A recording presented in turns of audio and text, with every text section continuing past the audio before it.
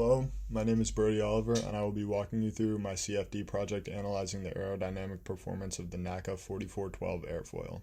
This project involves simulating an airfoil at different angles of attack using the K-epsilon turbulence model to determine the values of multiple aerodynamic coefficients. This is important because aerodynamic coefficients generalize a way for engineers to predict lift, drag, and moment, which are performance metrics for airfoils.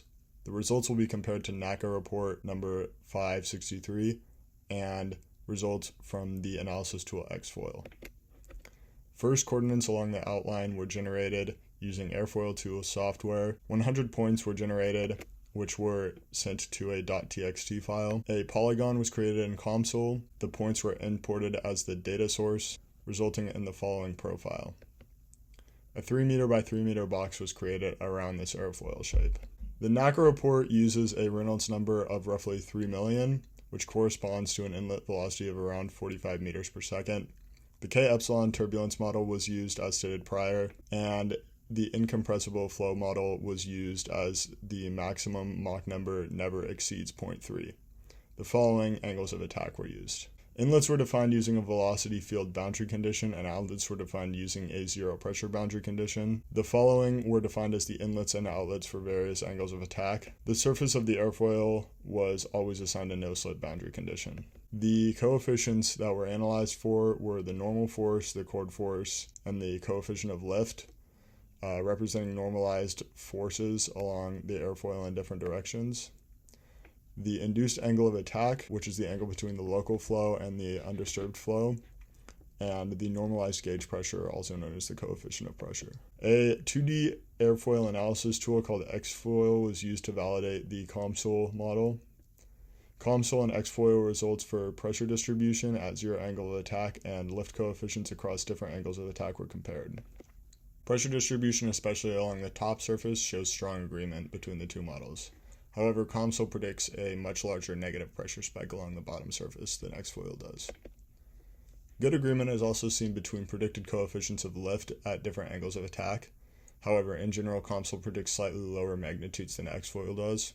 COMSOL also predicts a slightly later onset of stall, and this coefficient of lift given by Xfoil at negative 20 degrees angle of attack can be disregarded as an outlier because of its strong disagreement with empirical data. A mesh study was conducted at an angle of attack of 0, varying 2 parameters. The mesh sizing option and the boundary layers are on the airfoil.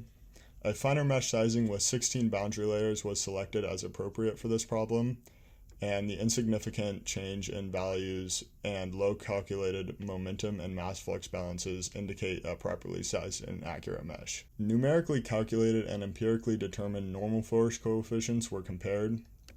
Good agreement was seen during the linear region. However, while the two methods agree on the stall angle of attack, a decrease in numerical accuracy is observed beyond this point. Trends between the simulated and empirically derived values for chord force also match very closely across the angles of attack. As before, greater disagreement between the COMSOL and the NACA values are seen closer to the stall angle. The normal force coefficient is the primary component of the coefficient of lift, and therefore the trend between the two graphs appears very similar. The trend between the induced angle of attack graph is identical to that of the coefficient of lift graph because the two are linearly proportional, and in all cases, strong accuracy is observed at lower angles of attack with increasing divergence of simulation and experimental results at increasing angles. A pressure distribution graph can be produced for all 17 angles of attack, but to limit informational overload, only 2 representative samples have been included in this video. Both demonstrate strong numerical experimental agreement. Overall, the simulated and empirical results matched well. The decrease in numerical accuracy past the stall angle may have to do with inaccuracies in simulated flow separation. Future improvements that could be done on the model include modeling the airfoil with an equation rather than with a polygon and exploring other turbulent flow models. Thank you for watching this presentation. Hopefully this was informative and helpful for better understanding aerodynamic simulations.